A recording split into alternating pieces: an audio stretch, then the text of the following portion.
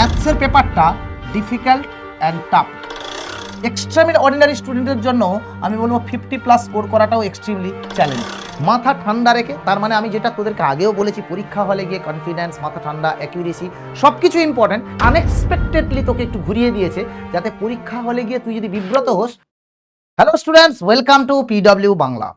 Already তোরা দেখেছিস যে ডব্লিউবিজি পরীক্ষা শেষ এবং প্রশ্ন নিয়ে নানা রকম মতামত, বাট অরিজিনাল অ্যানালিসিস সেটা Priyam sir, Amrita madam, Saurabrata sir সবার সঙ্গেই কথা বলে যে ডব্লিউবিজির যে ট্রেন্ডটা শিফট হয়েছে, আমার মিলে অত ফিজিক্স কেমিস্ট্রি নিয়ে কোনো বিন্দু বিসর্গ খুব একটা আইডিয়া নেই। তো আমি বলবো যে ম্যাথসের পেপার, যেটা আমি আমার পার্সোনাল ওপিনিয়নে বলবো, ইনফ্যাক্ট সাত্বিকের সঙ্গেও আমার কথা হচ্ছিল, সাত্বিক ভাইয়ের সঙ্গে, যে ম্যাথসের পেপারটা difficult and tough. Difficult and tough, তার সাথে ছিল লেন্দি। এটা কিন্তু পরিষ্কারভাবে বলা যায় উইদাউট এনি ডাউট। এবং এই যে টাফ অ্যান্ড লেন্দি পেপার এসছে, এখানে কিন্তু তোকে অনেকেই বলতে পারে স্যার এরকম 75টা কোশ্চেন এইভাবে কি করে 2 ঘন্টায় সলভ করতে এক্সপেক্ট করে। কোনো কম্পিটিটিভ পরীক্ষায় এটা ক্লেম করা যায় না তোকে পরীক্ষক বা এক্সামিনার বা বোর্ড চাইছে তুই 75টা কোশ্চেনই সলভ কর। এমনভাবে চাইছে যাতে মার্ক ইনফ্লেশন না হয়, যারা সত্যিকারের খেটেছে তারা সত্যিকারের যেন ওই মার্কসটা পায়। এবং ম্যাথসের পেপার হিসেবে আমি বলবো এই ম্যাথসের পেপারে 35+ পাওয়া itself is a challenge. Extremely ordinary স্টুডেন্টের জন্য আমি বলবো 50+ স্কোর করাটাও এক্সট্রিমলি চ্যালেঞ্জ। যারা একদম এক্সট্রা অর্ডিনারি ফুল আইডি অ্যাডভান্সের প্রিপারেশন নিয়েছে বা অলিম্পিয়াডের প্রিপারেশন নিয়েছে, তাদের জন্য আমি বলবো এই জিনিসটা কিন্তু এক্সট্রিমলি চ্যালেঞ্জিং। এরকম নয় কি যে দুম করে গেলি আর 35 মার্ক চলে এলো। 15টা কোয়েশ্চেন সলভ করতে গেলেও দম থাকতে হবে। ক্যাটাগরি 2 যেটা সবচেয়ে ডিফিকাল্ট বলে ধরা হয়, সেই পার্টটা আমি বলবো রিলেটিভলি ইজিয়ার দেন ক্যাটাগরি 1। তার মানে আমি অ্যাকচুয়ালি বলবো ক্যাটাগরি 2 যেটা, সেটা একটু ইজিয়ার, তারপরে ক্যাটাগরি 1, তারপরে ক্যাটাগরি 3। কেন কি ক্যাটাগরি 3তে আবার মাল্টিপল কোয়েশ্চেন আছে যেখানে ম্যানুয়ালি কিছু ক্যালকুলেশন দরকার। তাই এইটা হচ্ছে অ্যাকচুয়ালি ট্রেন্ড শিফট করছে। মানে কি, বাচ্চারা যে আশা নিয়ে যাচ্ছে যে আমি ক্যাটাগরি 2টা না পারলেও ক্যাটাগরি 1 থেকে কিছু কোয়েশ্চেন করে দেবো, ক্যাটাগরি 3 থেকে করে দেবো, সেটা কিন্তু হচ্ছে না। তার কারণ কি, আনএক্সপেক্টেডলি তোকে একটু ঘুরিয়ে দিয়েছে যাতে পরীক্ষা হলে গিয়ে তুই যদি বিব্রত হোস তাহলে কিন্তু মার্ক বা র্যাঙ্ক তোর একটুখানি পিছনের দিকে আস্তে আস্তে যেতে থাকবে। মাথা ঠান্ডা রেখে, তার মানে আমি যেটা তোদেরকে আগেও বলেছি, পরীক্ষা হলে গিয়ে কনফিডেন্স, মাথা ঠান্ডা, অ্যাকিউরেসি সব কিছু ইম্পর্টেন্ট। সেইটা কিন্তু এই পরীক্ষার আসল পরীক্ষা আমি বলবো, rather than solving the subject. Physics এবং যদি কেমিস্ট্রি আমার বলা হয়, ফিজিক্স হচ্ছে অ্যাকচুয়ালি যদি কথা হয় টাফ ছিল, বাট আমি বলবো মডারেটের দিক থেকে। এটা আমার যা কথা বলে মানে এই মডারেট টাইপ থেকে মডারেট টু টাফ। কেমিস্ট্রির আমি শুনেছি অর্গ্যানিক বিভৎস ধরনের দিয়েছে, যেগুলো প্রায় দেয়নি। ইনঅর্গ্যানিক থিওরি বেস ছিল, তো লেন্দি ছিল। বাট কেমিস্ট্রি আমি বলবো এই তিনটের মধ্যে এই বছরের হিসাবে কেমিস্ট্রি একটু লিটল ইজিয়ার সাইডে এসছে।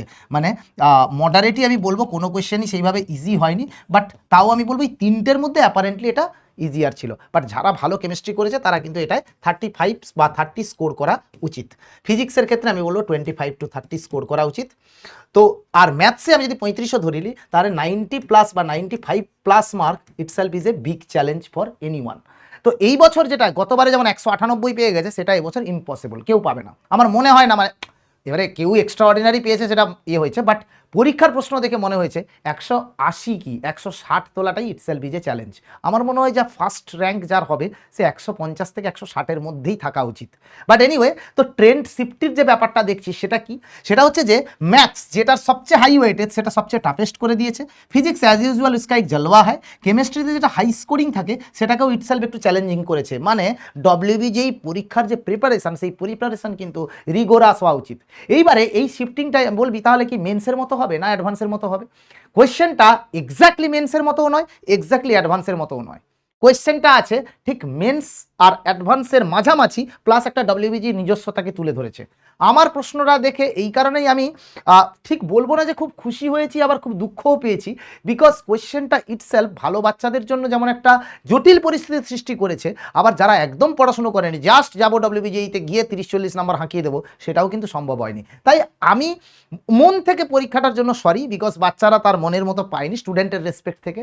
আর অ্যাজ এ ডব্লিউবিজি বোর্ডের রেসপেক্টে আমি যদি দেখি, হ্যাঁ ঠিক আছে, একটা সুন্দর ডিসক্রিমিনেশন এবং এমন একটা পরীক্ষাতে নিয়ে গেছে যেখানে কিন্তু পড়াশুনোর মানকে অনেকটা উঁচুতে তুলতে হবে। তো আমি পরীক্ষা নিয়ে আমার পার্সোনাল ফিলিং বলে আমার কোনো লাভও নেই সেখানে।